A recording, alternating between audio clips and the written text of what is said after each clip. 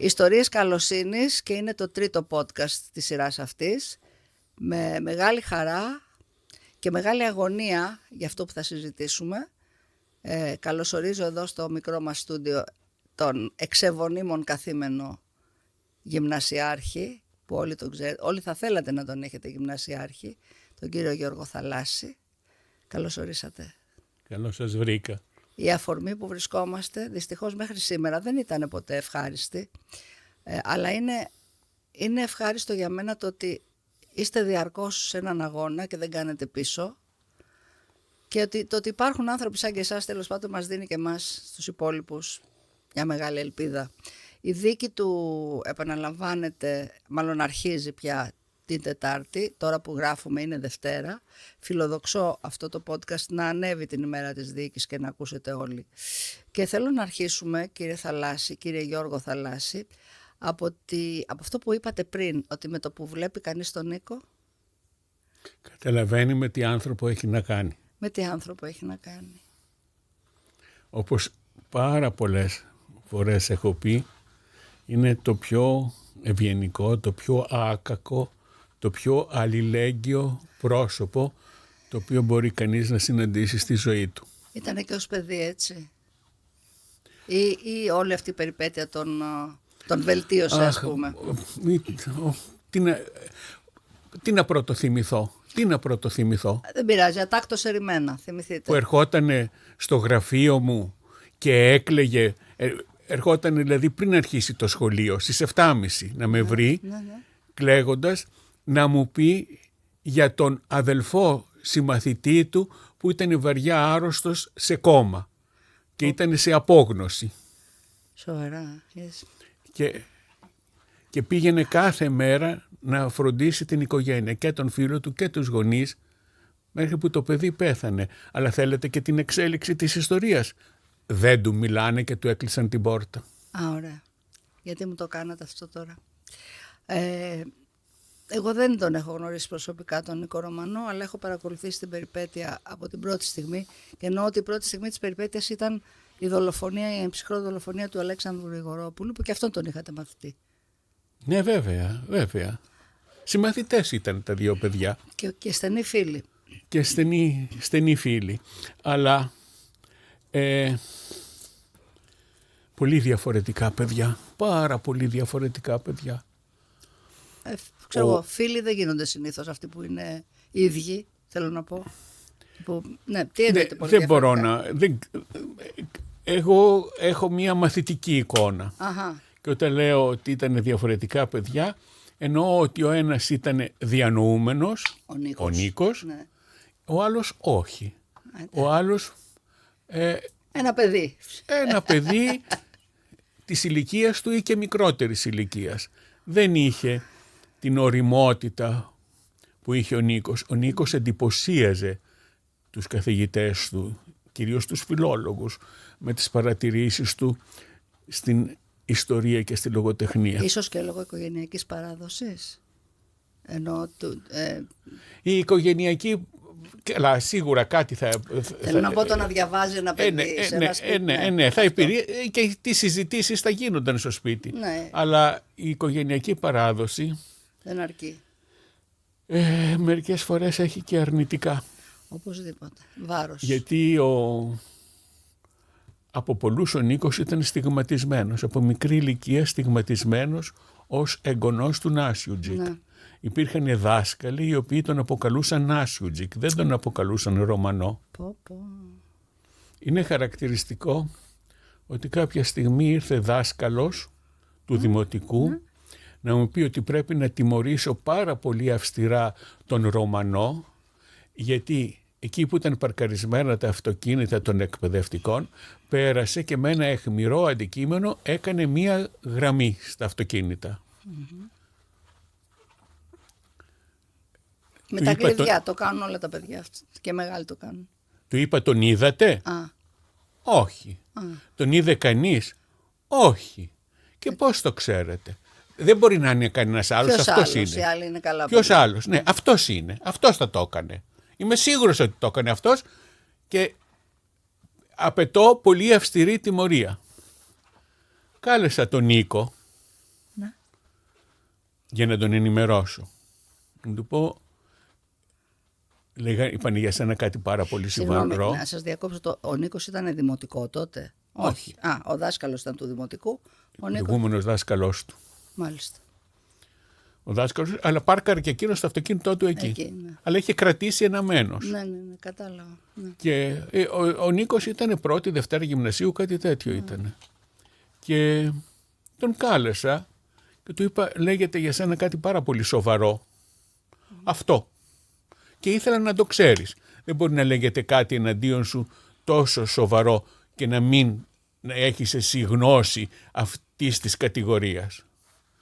Έμεινε αυτό το παιδί. Έμεινε σύξυλο. Με κοίταζε. Μα δεν το έχω κάνει. Παιδί μου. Το ξέρω, λέει. Ναι, δεν υπάρχει κανένα στοιχείο που να σε εμπλέκει με αυτή την υπόθεση. Δεν υπάρχει. Τους ρώτησα. Δεν έχουν κάτι να μου πούν. Και ήθελα να το ξέρεις απλώς. Και θα φύγω χωρίς τιμωρία.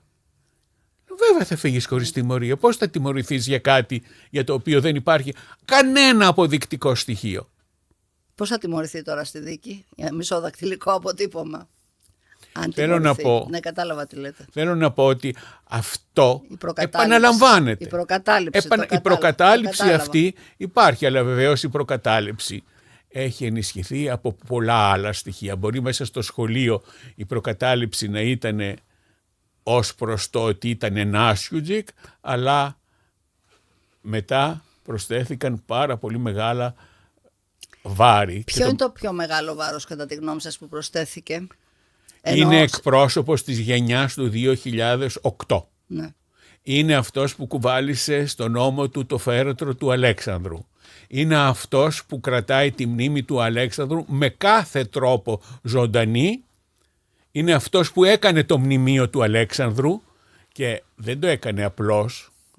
Το έκανε όταν αμέσως μετά, αφού ο Χρυσοχοΐδης είχε απαγορεύσει τότε λόγω υποτίθεται ναι, που δεν αφήσανε και εσάς τότε να πάτε, το θυμάμαι. Ναι, είχε απαγορεύσει να πλησιάσει κανείς το παλιό τέλος πάντων μνημείο. Εκεί. Και συνέχεια ο Νίκος έκανε το καινούριο μνημείο και έκανε μεγάλη εκδήλωση. Αυτό ήταν στο μάτι του Χρυσοχοΐδη. Δεν το έχει συγχωρέσει ποτέ αυτό ο Χρυσοχοΐδης. Υπάρχει ένα στοιχείο προσωπικής βεντέτας εδώ, έτσι. Νομίζω του Χρυσοχοΐδη συνολικά με την νεολαία και προφανέστατα και με το πιο απίθαρχο εντός εισαγωγικών κομμάτι της που εκπροσωπεί. Τώρα ο Νίκος Ρωμανός πόσο ετών είναι και τον λέμε ακόμα νεολαία? Εγώ σαν παιδάκι τον βλέπω ακόμα. Είναι σαν παιδάκι. Δεν τον άφησαν να μεγαλώσει. Δεν φαίνεται η ηλικία του. Μα δεν είναι ότι δεν τον άφησαν να μεγαλώσει. Πρέπει να είναι 33. Το 8 ήταν 15. Ναι. Ναι, ήταν 15 και έμεινε 15. Θέλω να πω. Αυτό το έμεινε 15. Ξέρετε πόσο σημαντικό είναι? Διότι όταν γελάει σαν 15χρονος. Και όταν μιλάει σαν 45χρονος. Ναι. Μου έχουν κάνει εντύπωση και τα κείμενά του. Εγώ έχω τη μεγάλη τύχη να έχω γνωρίσει 2 από τους δασκάλους του. Εσάς που ήσασταν και τον Πέτρο Δαμιανό που ήταν ο δάσκαλός του στη φυλακή.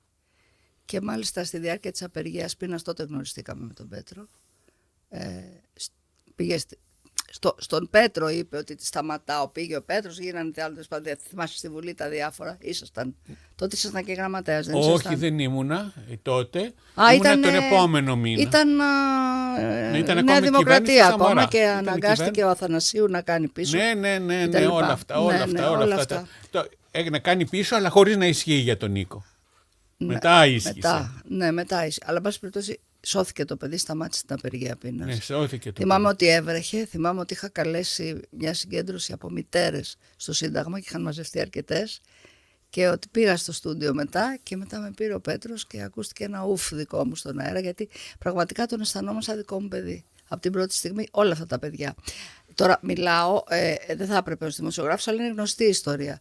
Όταν είδα τα κακοποιημένα πρόσωπα από την ληστεία στο Βελβεντό, τα παιδιά αυτά, το ένα εξ των οποίων ήταν συμμαθητής του γιού μου στο μουσικό σχολείο, ο Μπουρζούκος, το ήξερα το παιδί δηλαδή, και το ρετουσαρισμένο, εκείνο το φοβερό πράγμα, και το βλέμμα του Ρωμανού, Το βλέμμα του ήτανε τέλος πάντων.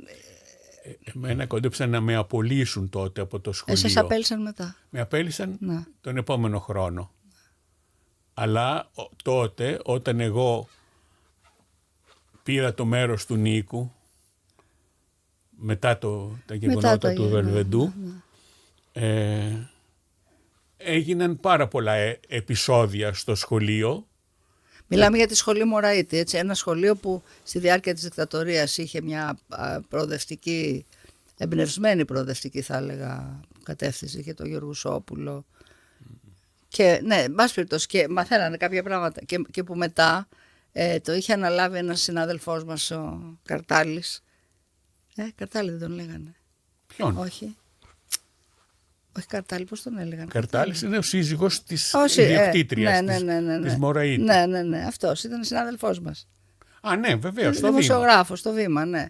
Και διάφοροι, όταν γέννησα εγώ, διάφορες μου λέγανε, με το που γέννησα στο μευτήριο, Ευγενάκη, τώρα να κλείσουμε γρήγορα μια θέση. Τι λέτε ρε παιδιά, εγώ ακόμα το μωρό δεν το είχα πάρει αγκαλιά. Να κλείσουμε μια θέση τώρα που είναι ο τέτοιος εκεί. Θέλω να πω το κύρος που είχε και το πουλμούρ που είχε βέβαια μαζί με το κύρος. Κράτησε, κοιτάξτε, μέχρι το 2012 η στάση της σχολής Μωραήτη ήταν πολύ δημοκρατική. Και το επίπεδο υψηλό της παρεχόμενης μόρφωσης. Όλα ήταν εξαιρετικά. Αλλά στη συνέχεια, με την άνοδο της Χρυσής Αυγής, με το που αποκαλύφθηκε ότι πάρα πολλοί γονείς ήταν χρυσαυγίτες, πήρε μια πολύ δεξιά στροφή η σχολή Μωραήτη και άλλαξε τελείως. Χρυσαυγίτες έστελναν τα παιδιά του σχολή Μωραήτη. Μένω κατάπληκτη πραγματικά. Τους έχω ταυτίσει δηλαδή με την αμορφωσιά, με την χυδαιότητα. Όχι, τέλος πάντων, αν δεν ήταν χρυσαυγίτες, πάντως ακροδεξιοί. Ήταν, δηλαδή, γονιός. Σαμαράς γονιός, ας πούμε. Γονιός. Δεν θα μιλήσουμε για το Σαμαρά. Όχι, δεν λέω για το Σαμαρά. Λέω, ας πούμε, ψηφίζει Σαμαρά, άρα είναι ναι. Ναι, αλλά υπήρχε γονιός ο οποίος μου έλεγε πως δεν πρέπει να γιορτάζει το σχολείο τη γιορτή του Πολυτεχνείου. Γιατί να γιορτάζουμε αυτούς τους αλήτες? Και αυτή η στάση άρχισε να γενικεύεται. Ενώ δηλαδή μιλούσαμε στα παιδιά για τη δολοφονία του Γρηγορόπουλου, μετά το 12 η εντολή της διεύθυνσης είναι να μην μιλάτε πλέον για τον Γρηγορόπουλο, γιατί αυτά δεν αρέσουν στους γονείς. Μάλιστα. Και μάλιστα σύζυγος βουλευτή, δεν θα σας πω ποιου κόμματος. Η σύζυγος ή ο σύζυγος? Η σύζυγος βουλευτή, αλλά δεν θα σας πω ποιου κόμματος, παραπονέθηκε ότι με αυτά που λέω για τον Γρηγορόπουλο κλονίζεται η εμπιστοσύνη του γιού της προς την αστυνομία.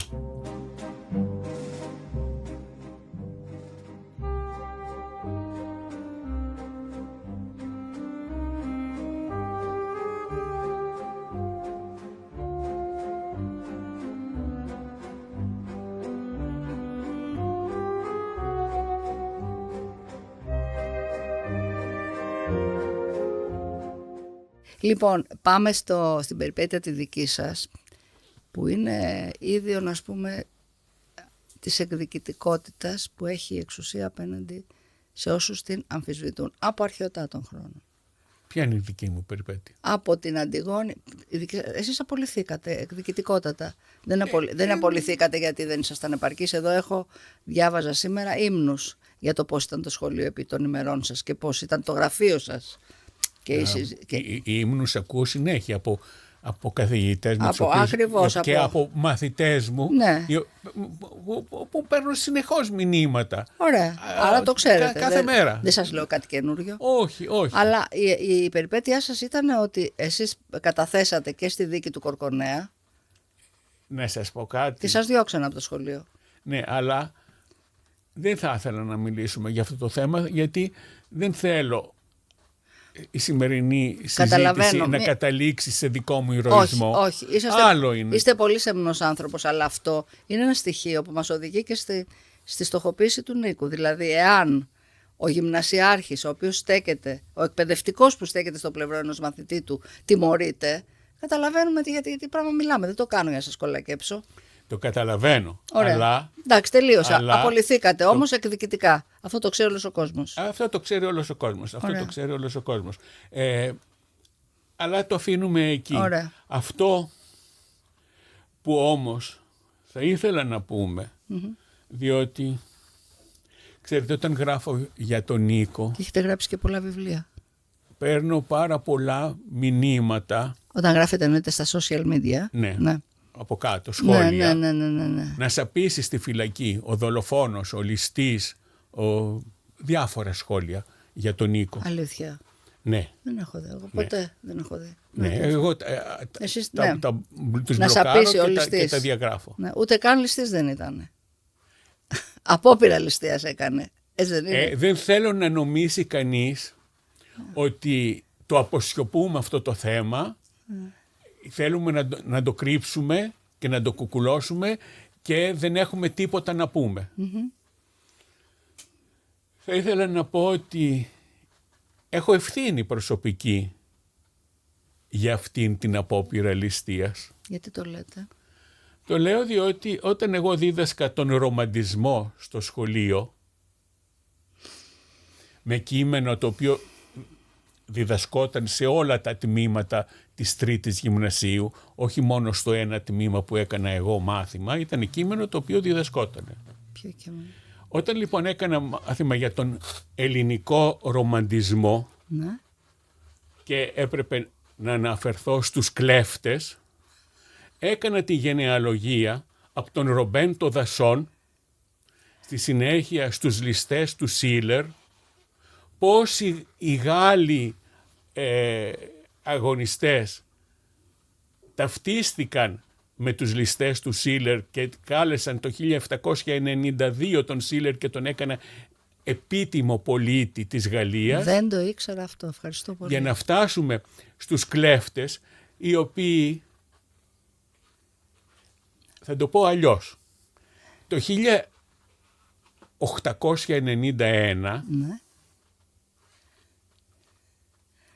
όχι, 1871, να μην το βάλουμε, ναι. 1871 γίνεται ο Ροδοκανάκιος διαγωνισμός για μελέτη, από το Πανεπιστήμιο Αθηνών, για μελέτη που θα συνέδεε τη νεότερη Ελλάδα με την αρχαία Ελλάδα. Το βραβείο το πήρε ο Νικόλαος Πολίτης, ο γνωστός Νικόλαος Πολίτης, με τα έργα που έχει κάνει. Λοιπόν, και του είπανε το έργο γραμμένο σε απόλυτη καθαρεύουσα. Ναι. Και τον ρώτησαν, μα γιατί γράφετε κλέφτες και δεν γράφετε οι ληστέ?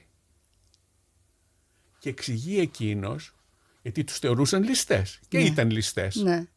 Και εξηγεί εκείνος όλο το ιδεολόγημα, δηλαδή μπήκε σε πανεπιστημιακή βάση το ιδεολόγημα του τι είναι κλέφτες, που οι κλέφτες είναι αυτοί οι οποίοι κλέβουν από τους ισχυρούς για να φροντίσουν τους κακομοίριδες, αυτούς που είναι στην άκρη της κοινωνίας. Θέλω να πω ότι αισθάνομαι κάποιες τύψεις, διότι εκείνη την εποχή, το 2013, η Ελλάδα στέναζε. Είναι υποκατοχή. Βέβαια, ακριβώς. Είχε ανάγκη από επαναστάτες. Το σύνθημα στις συγκεντρώσεις στις 6 Δεκεμβρίου ήταν στις τράπεζες λεφτά, στη νεολαία σφαίρες. Το θυμάμαι, το φώναζε και ο γιος μου δηλαδή. Στις τράπεζες λεφτά, στη νεολαία σφαίρες. Τι ήθελε λοιπόν να κάνει ο Νίκος μέσα σε αυτό το μετεφηβικό ίστρο στον οποίο ζούσε και στον οποίο είχε εξωθηθεί από όλα αυτά, από τις δίκες, από τον Κούγια, από τα σχόλια, από την τρομερή δολοφονία που έζησε του φίλου του. Τι ήθελε να γίνει κι αυτός? Να γίνει κλέφτης αυτού του ιδεολογήματος. Να χτυπήσει και τη μεγάλη καμπάνα. Ξυπνήστε.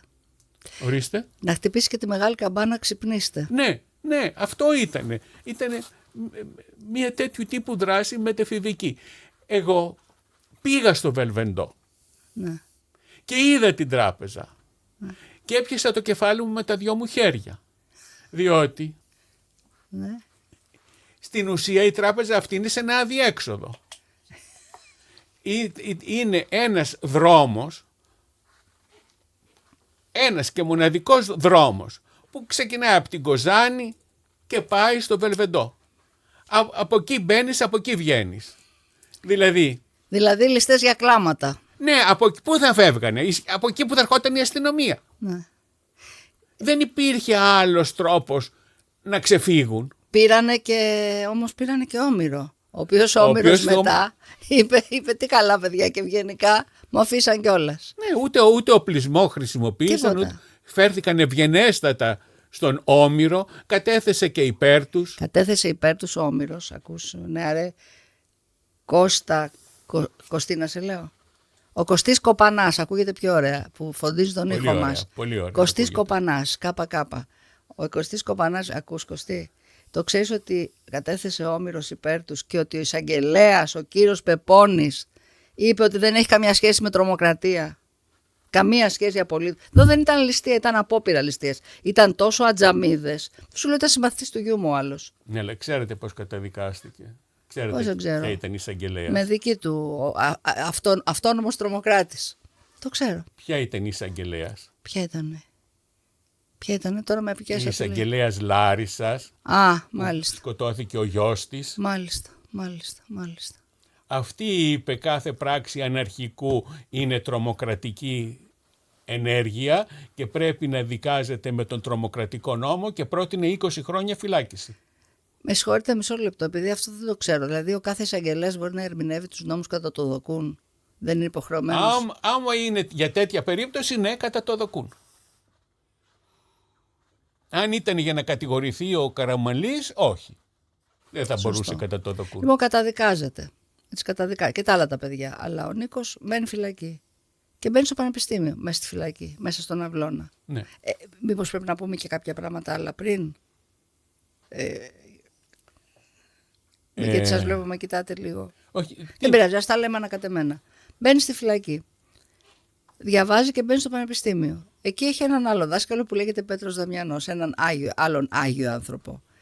Λοιπόν, και το παιδί περνάει και δεν του δίνουν άδεια να πάει να δώσει εξετάσεις του. Βρε καλή μου, βρε, και κάνει απεργία πείνας. Απεργία πείνας που την έφτασε δηλαδή μέχρι. Στο αμήν. Πώς? Στο αμήν έφτασε το παιδί. Δηλαδή, εγώ νόμιζα θα πεθάνει. Ναι. Γιατί μιλούσα με τη γιατρός του, ήταν η μαμά του Μπουρζούκου. Αυτή η φοβερή γυναίκα. Ναι, το θυμάμαι τώρα. Αυτό. Ναι. Αυτή η φοβερή γυναίκα, η οποία είναι, ξέχασα τώρα το όνομα της, είχα κάνει και συνέντευξη, η οποία είναι γιατρός επιγόντων στα ΕΚΑΒ και τα λοιπά, και η οποία μου εκμυστηρεύτηκε ότι την εποχή εκείνη που γινόταν όλη αυτή η ιστορία και με το παιδί της και με τον Νίκο, αυτή μετέφερε σε 130 με βαριά κρανιογκεφαλική κάκωση στο Μόναχο το παιδί του Γενικού Διευθυντή της Ασφάλειας. Πιάνουμε λίγο το μεγαλείο του γιατρού και του ιατρικού επαγγέλματος. Αυτό, χωρίς να πει τίποτα ποια είναι κλπ. Λοιπόν, φτάνει ο Νίκος και παρόλα αυτά βγαίνει στα κάγκελα και του νοσοκομείου και φωνάζει, δίνει θάρρος κλπ. Κάποια στιγμή. Και τελικά γίνεται αυτή η ρύθμιση και αποφασίζουν. Παρακολουθήσατε εκείνο το βράδυ τη Βουλή, τη συνεδρίαση της Βουλής. Εγώ ήμουνα στο στούντιο, δεν είχα φύγει καθόλου. Πώς έγινε αυτό, η Ζωή Κωνσταντοπούλου ήταν εξαιρετική, πρέπει να πούμε, στην αυτή της, και αναγκάστηκε ο Θανασίου να δεχτεί, γιατί έβλεπε ότι θα πεθάνει το παιδί, ότι είναι αποφασισμένο και θα γίνει ο χαμός. Γινόντουσαν διαδηλώσεις τότε στο μοναστηράκι, στο αυτό, χαμός. Λοιπόν, και μετά τι γίνεται, αρχίζει να πηγαίνει, να σπουδάζει, μέχρι που απολύεται, έτσι, από τη φυλακή. Ναι, το αναγνωρίστηκε επιτέλους ελαφρυντικό και μειώθηκε η ποινή και βγήκε. Και βγήκε. Πόσο ετών ήταν όταν βγήκε, κύριε Θαλάσση? Το 19, πόσο χρονών ήταν? Το 19 βγήκε. Εγώ πάντα έχω ως αφετηρία το 8 που ήταν 15 και 11, 26 ετών. Λοιπόν, ήταν 26 ετών. Πόσα χρόνια κάθισε φυλακή? Από το 8, Όχι από το 2013, ναι. Ναι. 6-7 χρόνια κάπου εκεί έμεινε. Ωραία. Και μετά τι έγινε πάλι? Ξαναμπήκε? Μετά, Ναι. όταν είχα καιρό να τον δω ή να μιλήσουμε, εγώ ανησυχούσα πάρα πολύ. Πάρα πολύ. Και του έλεγα, ξέρεις, Νίκο, ανησυχώ. Και μου έλεγε, μα γιατί ανησυχείτε κύριε Θαλάσση, εγώ δεν κάνω τίποτα. Λέω, δεν ανησυχώ παιδί μου μήπως εσύ κάνεις. Ανησυχώ μήπως κάνουν οι άλλοι. Ανησυχώ για το πώς θα σε μπλέξουν και θα σε παγιδέψουν. Μόνο γι' αυτό ανησυχώ. Πώς ζούσε τότε? Ξανά παίξε πιάνο? Είχα διαβάσει, μου το είχε πει ο μπαμπάς του, δηλαδή από τότε που συνέβη αυτό δεν ξαναίκησε το πιάνο. Ενώ έπαιζε πολύ από τότε που δολοφονήθηκε ο Αλέξανδρος. Ξέρετε κάτι? Να. Δεν θέλω να πω γι' αυτό, γιατί δεν θέλω να πω για άλλα στοιχεία της προσωπικής του ζωής, διότι όταν το 2013 τότε που τον συνέλαβαν και τον έδιραν και είχα πει, εγώ όταν είδα αυτή τη φωτογραφία ήθελα να βγάλω το σακάκι μου να τον σκεπάσω. Αχ, το πουλάκι μου. Και άρχισαν και γονείς και παιδιά να λένε ότι ήταν εγκαταλελειμμένο παιδί μιας διαλυσμένης οικογένειας. Μάλιστα. Και τότε είπα, μερικές φορές ο Νίκος καθυστερούσε να έρθει στο σχολείο το πρωί και η μητέρα του είχε έρθει και μου είπε ότι όταν καθυστερεί επειδή το πρωί τρώει κρέπες που του φτιάχνει ο μπαμπάς του και μερικές φορές ο μπαμπάς του καθυστερεί να φτιάξει τις κρέπες. και είπα, η οικογένεια που φτιάχνει κρέπες το πρωί για το παιδί της είναι μια διαλυμένη οικογένεια και το παιδί είναι αυτό εγκαταλελειμμένο. Τότε ξεσηκώθηκε όλος ο κόσμος να μου πει ότι μίλησα για προσωπικά δεδομένα που δεν πρέπει να αποκαλύπτονται. Για τις κρέπες. Μάλιστα. Δηλαδή αυτό βρήκανε να πούν. Αλλά δεν ήταν μόνο στον Νίκο, ήταν και άλλα παιδιά. Άλλα 3 παιδιά, τα οποία επίσης δεν ήταν καθόλου εγκαταλελειμμένα. Μα είναι η εύκολη κουβέντα. Το γεγονός ότι προσωποποιείται και εμείς ακόμη στον Νίκο δείχνει ότι καταρχήν ήταν ο φυσικός ηγέτης της ομάδας, έτσι. Ήταν ο φυσικός ηγέτης στους 4.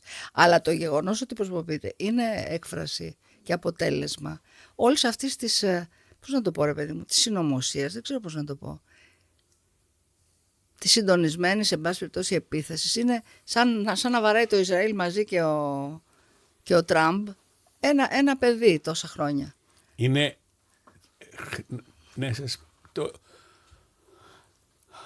να σας πω προσωπικά πράγματα. Ναι, θέλω δικά πολύ. μου. Δικά σας να μου πείτε. Σε σχέση με τον Νίκο.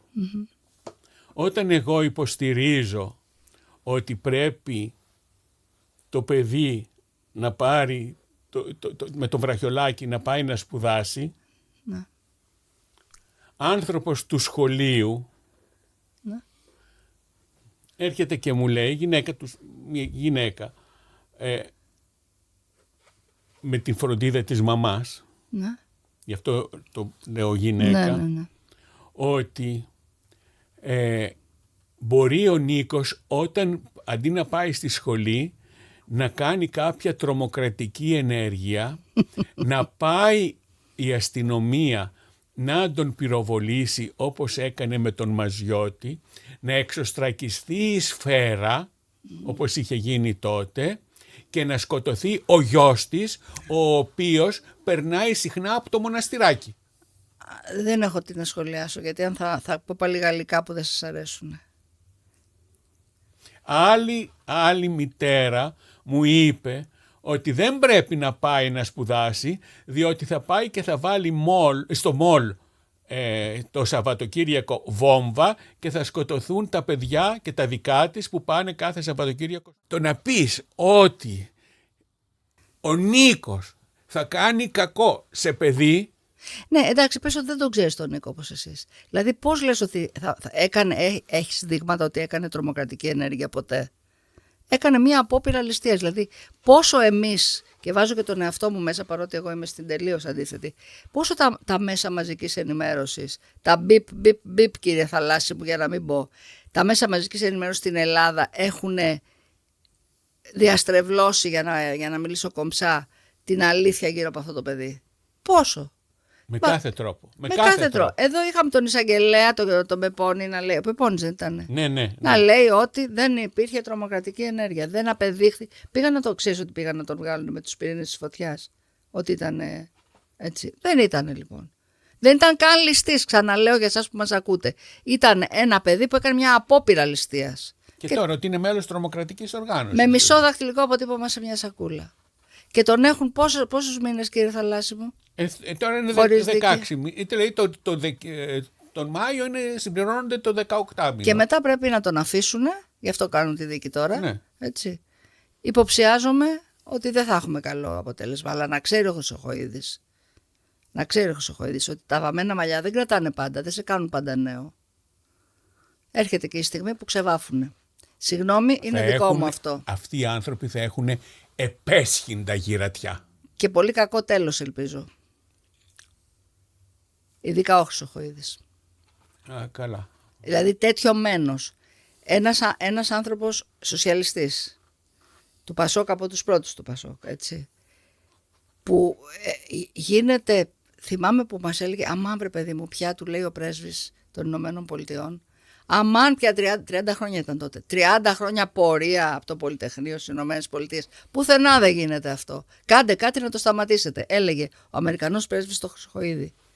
Μετά έγινε 17 Νοέμβρη κατά τύχη και με τη βοήθεια των Αμερικανών, γιατί δεν έσκαγε η βόμβα στα χέρια του ξηρού. Και από εκεί και πέρα ο άνθρωπος έχει εξελιχθεί όχι σε πολιτικό προϊστάμενο, σε ένα απεινή διώκτη των νέων ανθρώπων. Είναι η πανάρχαια, τώρα με συγχωρείτε εσείς το καλεσμένος και ο φιλόλογος, είναι η πανάρχαια αυτή που οι βασιλιάδες, οι γέροι στέλνανε τους νέους στον πόλεμο να σκοτωθούν. Το γύρας που μισεί τη νεότητα. Αυτό, η γνώμη μου, είναι πολύ κακή. Πιστεύω ότι δεν έχει επαφή με τη...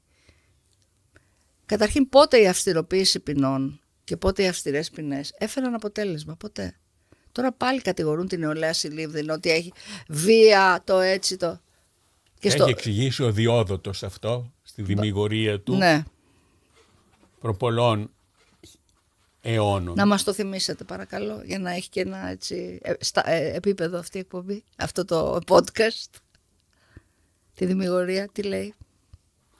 Ως προς αυτό. Έχει γίνει η εκκλησία του Δήμου, έχουν πει ότι αποστάτησαν οι Μυτιληναίοι και βγαίνει η απόφαση να φύγει το πλοίο, να πάει να σκοτώσει, να εκτελέσει όλους τους άντρες. Τους αποστάτες άντρες. Τους αποστάτες στη Λέσβο. Ναι.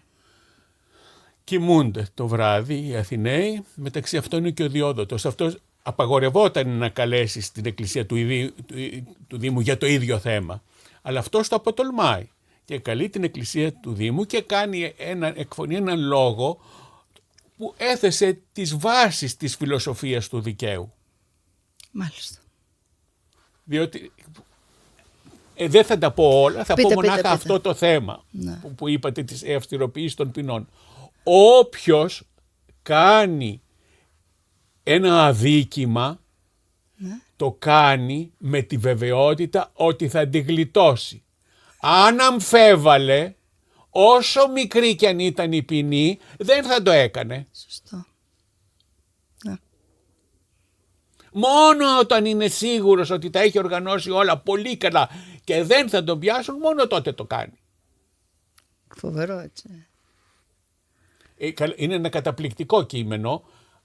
Τώρα εγώ ένα κομματάκι ναι, σας θα λέω. πάω να εντρυφήσω γιατί δεν θυμάμαι πια πολλά, δεν θυμάμαι.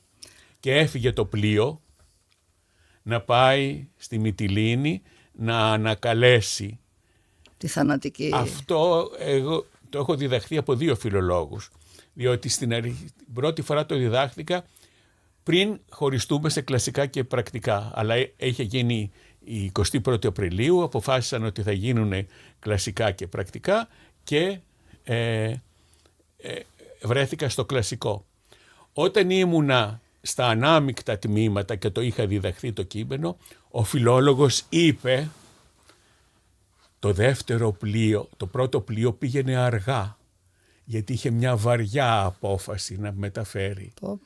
Το δεύτερο πλοίο όμως πήγαινε γρήγορα, γιατί είχε κάτι χαρμόσυνο να πει και να απαλλάξει τους ανθρώπους από την εκτέλεση. Και γι' αυτό έφτασε τη στιγμή που ο στρατηγός είχε δώσει την εντολή της εκτέλεσης και του σταμάτησε. Πήγα στο κλασικό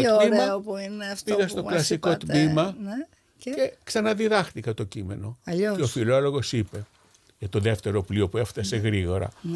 Όπως καταλαβαίνετε, το Τάλιρο και λάιδισε από τους Μυτιληνιούς στην Αθήνα. Αυτός ήταν από τη Μυτιλήνη καταγωγή του. Εξαιρετικός φιλόλογος. Σας και αγαπώ. δύο εξαιρετικοί. Σας αγαπώ πολύ. Πω, εκπληκτικό.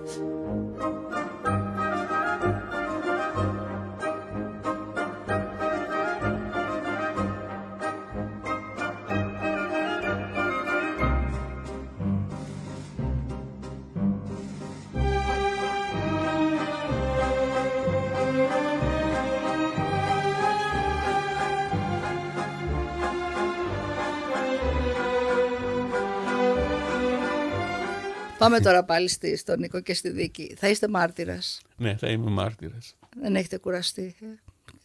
Εγώ? Όχι. Εσείς τραβήξατε στη Λαμία, θυμάμαι, στη δίκη του Κορκονέα.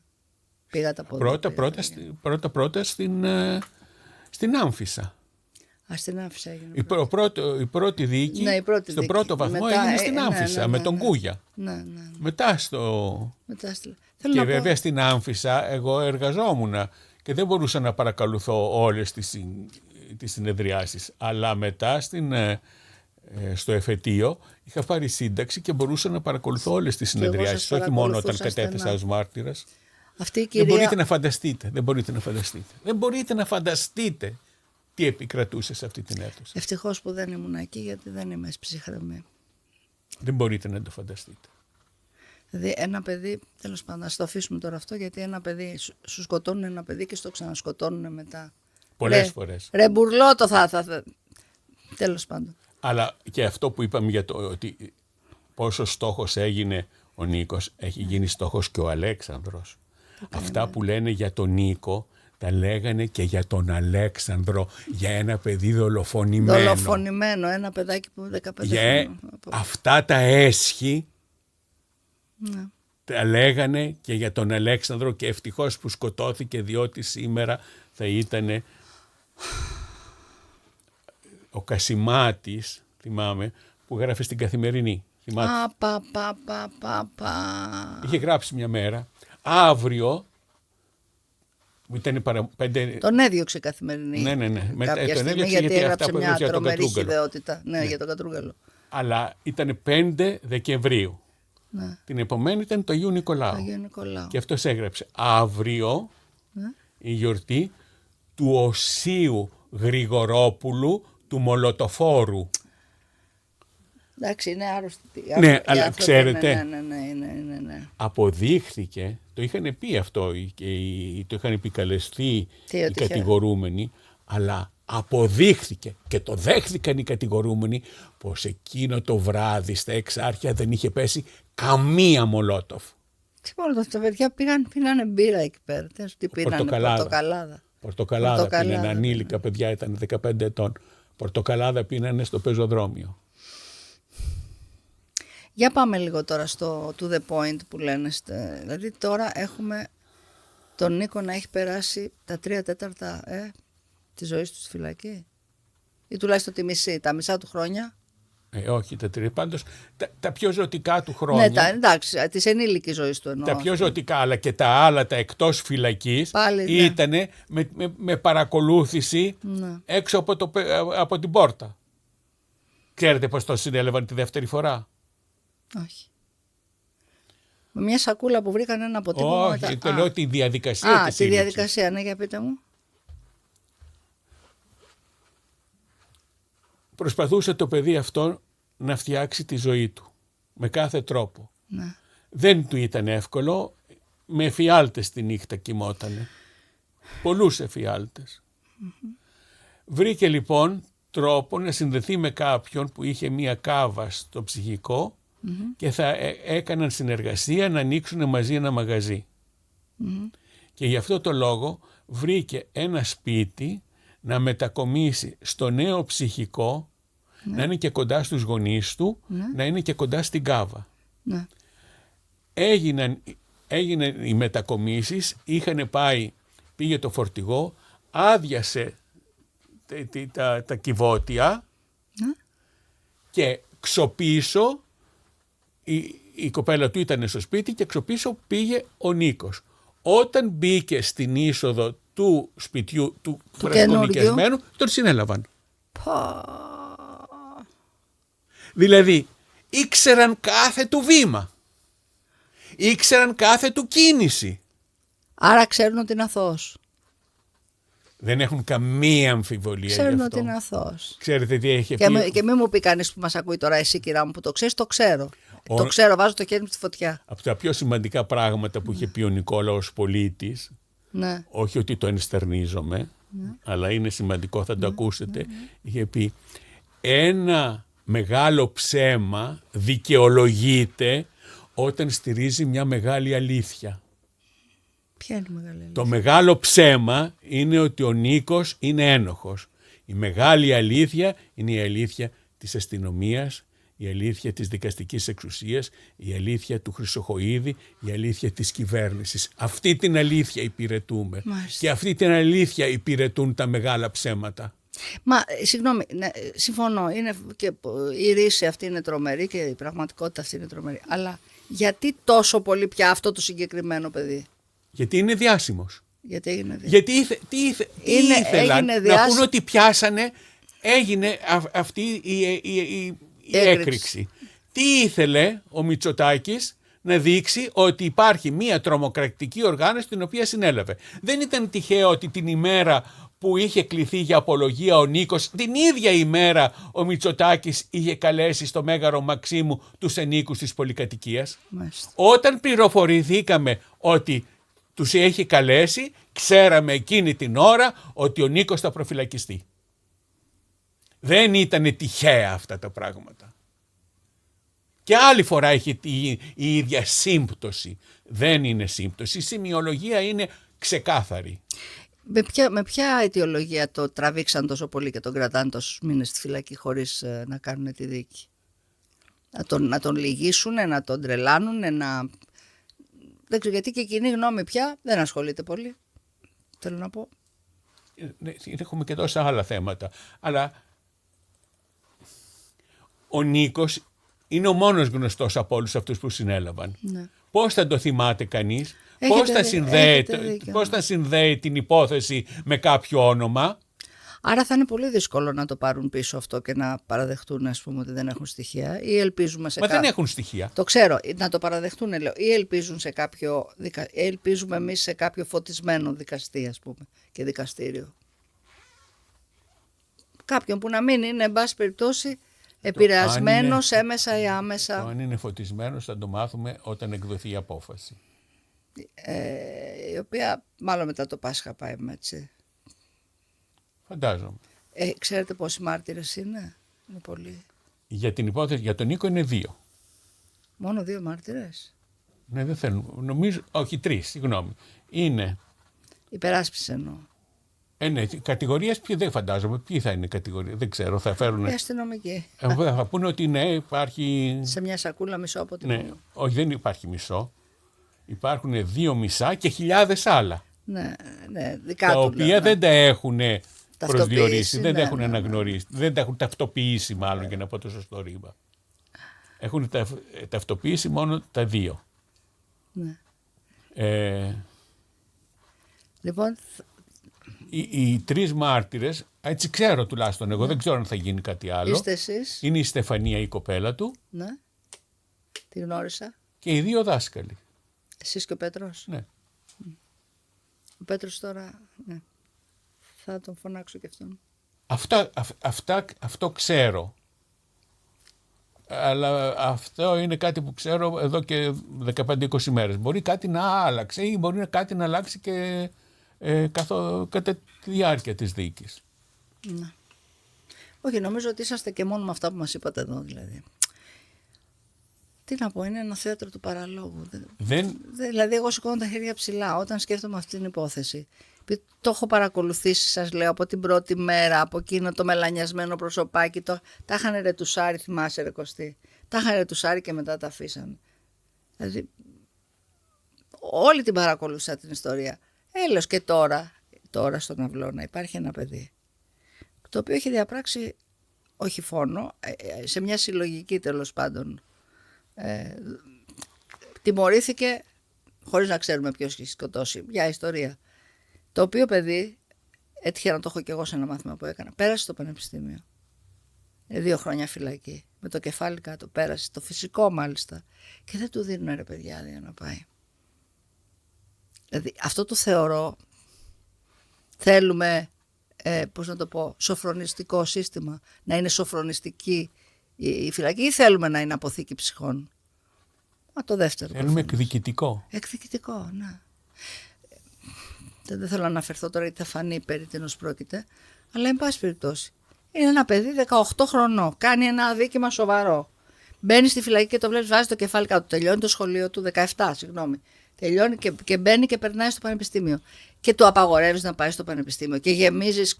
Ξέρετε ότι δεν χωρά να έχουν εξεχειλήσει πια ότι όλοι τους καημένους τους πρόσφυγες που έρχονται, που θαλασσοπλήγονται, τους πετάνε μες στη φυλακή. Δεν έχουν που να τους βάλουν. Βέβαια, πού αλλού.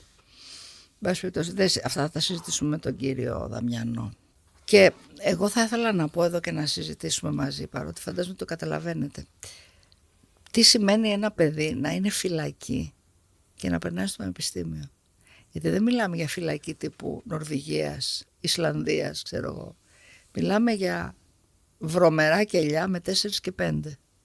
Τι σημαίνει ένα παιδί χωρίς την πορτοκαλάδα της μαμάς, έτσι, χωρίς την ιδιωτικότητα που χρειάζεται να διαβάζει, δηλαδή τι ψυχικός θένος, τι αποφασιστικότητα θέλει και πώς πρέπει να επιβραβευτεί αυτό το πράγμα, ρε παιδί μου. Όχι να μην το αφήνεις να πάει να δώσει εξετάσεις.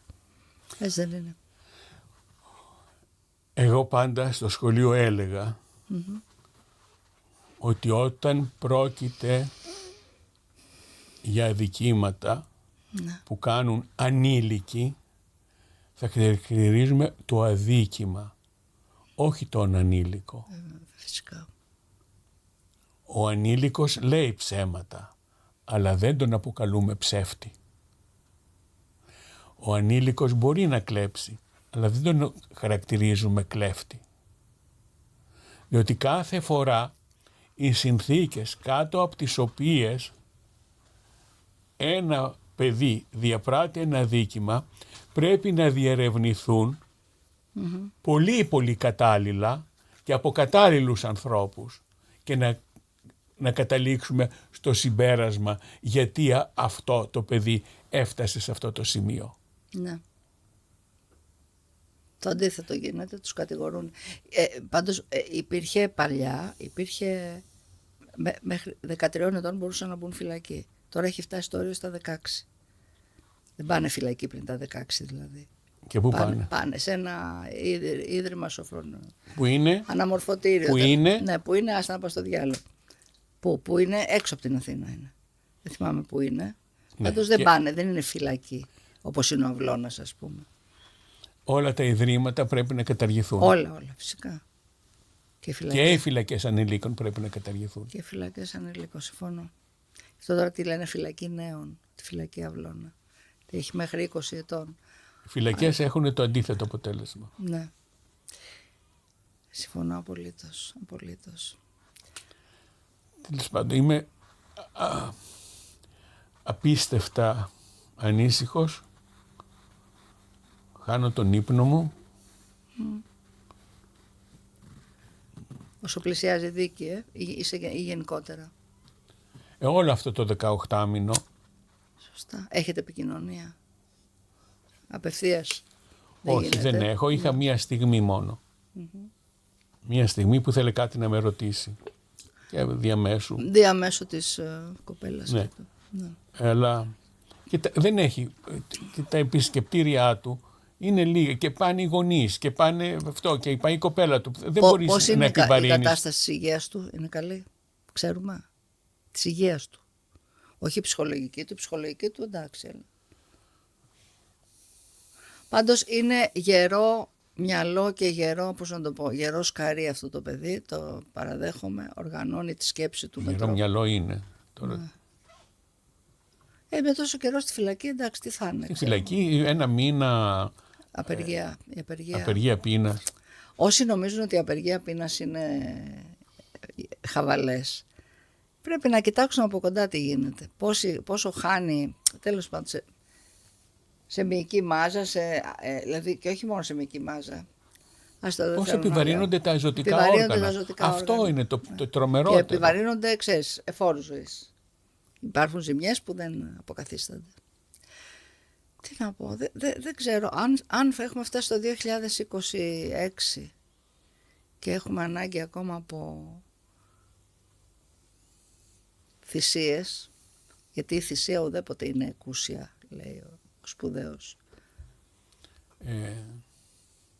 Θυσίες νέων ανθρώπων για να προχωρήσει μπροστά η κοινωνία. Βαρέθηκα.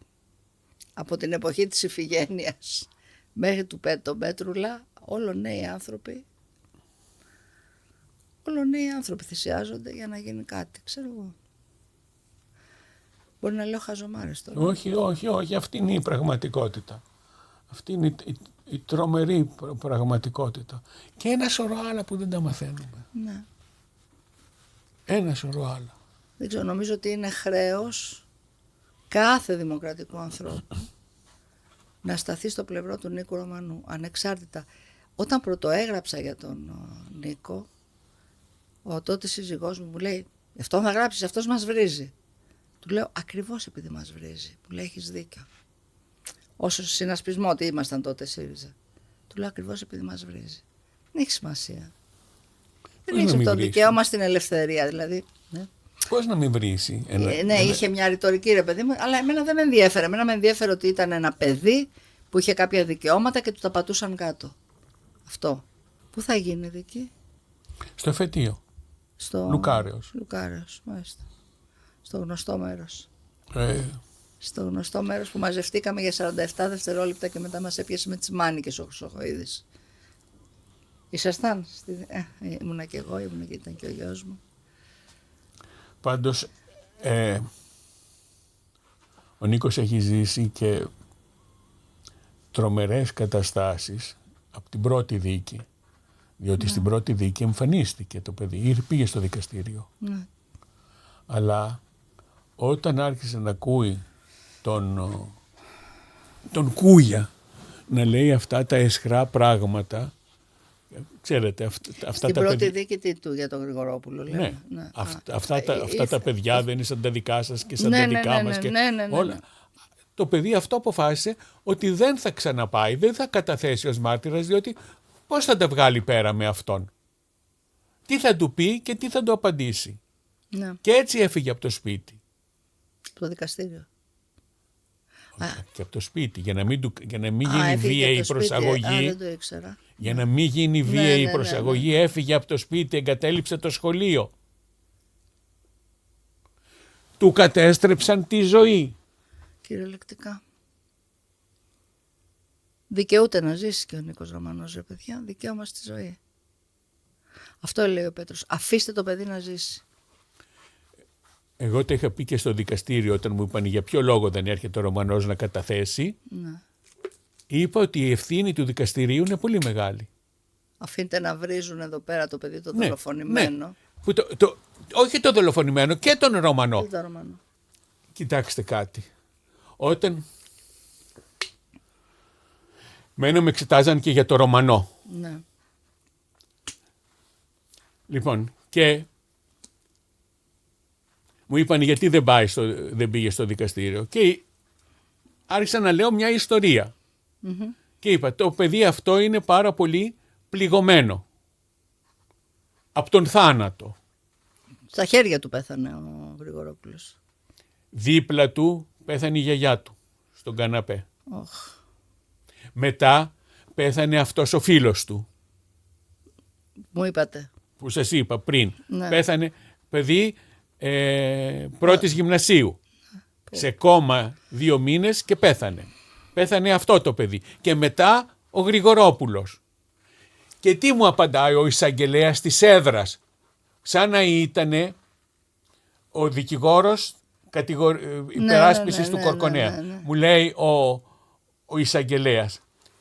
Και άλλοι έχασαν τη γιαγιά τους και έναν φίλο τους, αλλά δεν κατέληξαν έτσι. Α, έτσι, μάλιστα. Για πες μας έναν. Αλλά όταν λέει τον φίλο του που πέθανε. Όχι, δεν εννοούσε και τον Γρηγορόπουλο που δολοφονήθηκε και ξεψύχησε στα χέρια του. Ο κινησμός, δεν ξέρω, δηλαδή, κάποια στιγμή χάνουν και οι λέξεις στο νόημά τους έτσι. Δεν μπορείς να χαρακτηρίσεις πράγματα. Δεν μπορώ εγώ να πω τώρα αυτό που είπε ο εισαγγελέας, πώς να το χαρακτηρίσω. Απόλυτος κινησμός. Είναι φτωχή η λέξη. Ο πεθερός μου ήταν ένας συντηρητικός, δεξιός άνθρωπος. Πολύ συντηρητικός. Και στη δεκαετία του 80 μου είχε πει για κάποιον «Ήτο μέγας παλιάνθρωπος και δια να σε πείσω σου λέγω τούτο μόνο, έχει χρηματίσει και εισαγγελεύς».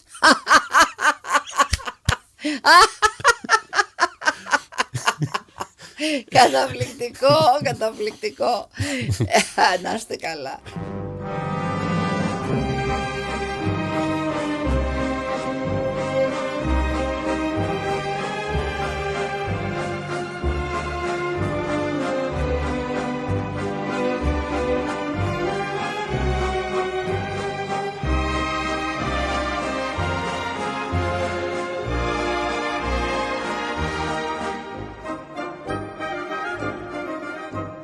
Θέλω τελειώνοντας, γιατί βλέπω ότι και την ώρα θέλω να πούμε 2 πράγματα για τον ίδιο τον κύριο Θαλάσση που δεν θα τα πει. Γυμνασιάρχης, φιλόλογος, όμως με σπουδαίες και στην Οξφόρδη κάτι έχετε κάνει. Διδακτορικό. Και έχει γράψει και πολλά βιβλία για το ρομαντισμό. Δεν βαριέστε τώρα. Όχι, κοιτάξτε, έχει σημασία γιατί εδώ δεν είναι ένας τυχαίος άνθρωπος. Αυτά είναι σχολικά εγχειρίδια που δεν είναι ένας τυχαίος άνθρωπος που στέκεται στο πλευρό του Ρωμανού. Και αυτό το podcast θα μείνει εκεί και θα το ακούνε και σε 10 χρόνια, ελπίζω. Θα μείνει πάντως εκεί, δεν είναι μια εκπομπή και που πέρασε. Θα μείνει εκεί και θα το ακούνε. Δεν είναι τυχαίοι, ούτε ο Δαμιανός είναι ένας τυχαίος άνθρωπος, ούτε ο κύριος Θαλάσσης, ο γυμνασιάρχης της σχολής Μωραήτη, της περίφημης σχολής που τρέχαν όλες και όλοι να βάλουν τα παιδιά τους, ας πούμε, για σωστούς ή για λόγους του φαίνεστε, δεν έχει σημασία, και για σωστούς λόγους. Πολύ για σωστούς λόγους. Πολύ για σωστούς, βεβαίως, ναι. Αλλά δεν μπορώ να σας πω ονόματα ναι. ανθρώπων που τα έστειλαν για σωστούς λόγους. Ναι, ο φίλος μου, ο Παύλος ο Τσίμας, ας πούμε. Ποιος? Ο Παύλος ο Τσίμας, την κόρη του, τη Μυρτώ. Ναι. Άλλη. Η Μέλη που είναι Κατσά, την κόρη της, τη Δώρα Χρυσικού. Η Δώρα Χρυσικού. Ναι, πάρα πολλά. Δηλαδή η σχολή Μωραήτη ήταν, ας πούμε, το αριστερό κολέγιο. Κάπως έτσι εμείς στη Χούντα, κάπως έτσι τη βλέπαμε. Ότι είναι το αριστερό κολέγιο. Και μετά. Ναι, αλλά ήταν το αντίπαλο δέος του κολεγίου η σχολή Μωραήτη. Που βγαίνανε οι προοδευτικοί, οι διανόμενοι κτλ. Μετά χάλασε και αυτή πάει. Έφυγε ο κύριος Θαλάσσης, εκονάκων. Πώς σας διώξανε, αλήθεια? Σας υποχρεώσαν σε υποχρεωτική συνταξιοδότηση? Εγώ θα έφευγα με σύνταξη τον Ιούνιο. Ναι. Και με απέλυσαν τα Χριστούγεννα. Τι ξεφτύλες, συγγνώμη. 6 μήνες πριν. Μα τι με θυροκόλληση. Με θυροκόλληση, το θυμάμαι γι' αυτό. Ναι. Τι ξεφτύλες. Υπηρετήσατε τόσα χρόνια και σας είδε. 31 χρόνια. Με θυροκόλληση, κατάλαβες. Να, εδώ λες χάνουνε τα λόγια, ρε παιδί μου. 31 χρόνια στο σχολείο, 23 γυμνασιάρχης. Εντάξει, τότε εγώ σας γνώρισα και παίρνω θάρρος και πώς να το πω, και παίρνω τα πάνω μου, γιατί εγώ ήμουν 18 χρόνια στο Κόκκινο. Το ίδρυσα κιόλας μαζί με τον άντρα μου και με διώξανε έτσι τάκ. Έτσι γίνονται αυτά. Έτσι γίνονται αυτά, μάλιστα. Αλλά όμως δεν μας ξεχνάει. Εκείνοι που πρέπει δεν μας ξεχνάνε, δεν σας ξεχνάνε. οι μαθητές σας, οι συνάδελφοί σας? Όταν η κόρη μου Ναι. διάβασε Ναι. μετά την απόλυση όλα αυτά τα email που μου είχαν στείλει οι μαθητές και γονείς, που ήταν μια απίστευτη στίβα, τα τύπωνα και τα κρατούσε. Όταν τα είδε αυτά η κόρη μου είπε, τελικά σου έκαναν πολύ μεγάλο καλό. Ακριβώς αυτό μου λέει ο γιος Διότι μου. αυτά θα τα έχεις σε όλη σου τη ζωή. Ναι, ναι, να τα κάνετε και ένα βιβλίο. Αυτό μου λέει ο γιος μου και εμένα, μαμά, να τα κάνεις βιβλίο. Και μου λέει, διάσημη σε έκανε ο Κασελάκης. Και παιδάκια της πρώτης γυμνασίου που αρχίζανε συγγνώμη για τα ορθογραφικά λάθη. Αχ, τα πουλάκια. Νομίζανε ότι σαν γυμνασιάρχης θα το δεις. Ναι, θα ασχολιόμουν με τα ορθογραφικά τους λάθη, που εγώ όταν έπαιρνα ένα κείμενο ποτέ δεν κράτησα κόκκινο στυλό. Σοβαρά? Ποτέ. Μόνο μολύβι και υπογράμμιζα και έγραφα στο περιθώριο. Φοβερός. Και όταν με ρωτούσαν τα παιδιά γιατί το γράφετε με μολύβι, απαντούσα για να μπορείτε να τα σβήσετε. Καταπληκτικό. Δικό σας είναι το κείμενο, δεν είναι δικό μου. Καλά, εντάξει, τώρα ζηλεύω που δεν σας είχα γυμνασιάρχη. Θα είχαμε μια πολύ ωραία, νομίζω. Το κόκκινο στυλό είναι ο βιασμός της σελίδας. Τι να πω. Που αφήνει τα κόκκινά του ίχνη. Σου λέει, εγώ είμαι ο ανώτερος, εγώ είμαι η εξουσία. Το κατανοώ πλήρως. Να κάνουμε μια ευχή για τη δίκη. Με την πεποίθηση ότι θα βγει. Με την πεποίθηση. Ξέρετε κάτι? Ναι. Εγώ με αυτήν την πεποίθηση πάω. Αυτό είναι. Μαζί σας. Ότι το δίκαιο θα νικήσει. Πάω με αυτήν την βεβαιότητα. Διότι αν δεν νικήσει, ούτε ψήλο στον κόρφο τους. Και εγώ έτσι νομίζω. Και από το δικό του συμφέρον... Δεν μπορούν. Είναι τρελό δηλαδή να το... Από το δικό του συμφέρον να σκεφτούν πώς κατασκευάζουν τους ήρωες. Σωστό. Εξαιρετικό. Αυλαία. Να σκεφτείτε, κύριε Χρυσοχοΐδη μου, πώς κατασκευάζετε όχι τους ενόχους. Αυτό το ξέρετε. Πώς εσείς κατασκευάζετε τους ήρωες. Καλά το είπα. Πολύ καλά. Αυτό ακριβώς. Ωραία. Σας ευχαριστώ πολύ. Και εγώ πάρα πολύ. Να γλυκάνουμε λίγο την ατμόσφαιρα τώρα. Σε ευχαριστώ πάρα πολύ και για αυτό που υπήρξατε. Φαντάζομαι πόσα νέα παιδιά θα σας ευγνωμονούν. Λοιπόν, νομίζω ότι θα σας θυμούνται όπως κάθε ένας από εμάς θυμάται από κάποιον καθηγητή που τον σημάδεψε, που τον προσδιορίσε, που τον βοήθησε. Αλλά εσάς τώρα ως γυμνασιάρχη θα σας θυμούνται πολύ περισσότεροι. Με αγάπη, με ευγνωμοσύνη. Την εισπράττω αυτή. Την εισπράττετε, ωραία. Κάθε μέρα. Αχ, τι ωραία. Πολύ ωραία. Λοιπόν, και μετά από αυτή την πάρα πολύ ωραία συζήτηση που κάναμε, πρέπει να ανταλλάξουμε συνταγές. Γιατί ο κύριος Θαλάσσιος, για να ελαφρύνω την ατμόσφαιρα, είναι και φοβερός μάγειρας. Βάζει και τις συνταγές του εκεί πέρα. Όχι, από τότε που συνελήφθη ο Νίκος δεν έχω ξαναβάλει. Δεν έχετε βάλει, ναι. Όχι. Δεν και έχετε. έχω δηλώσει ότι δεν γιορτάζω, δεν δέχομαι ευχές, δεν βάζω συνταγές. Δεν έχετε βάλει, έχετε δίκιο. Έχει πάρα πολύ καιρό. Υποκλίνομαι. Και χάρηκα πάρα πολύ που δεχτήκατε να έρθετε σήμερα.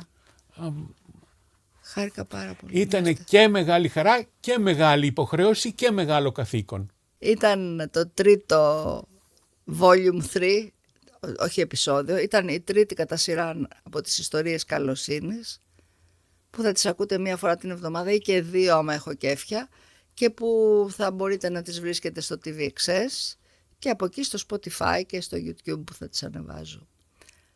Ευχαριστώ πολύ, να είστε όλοι καλά.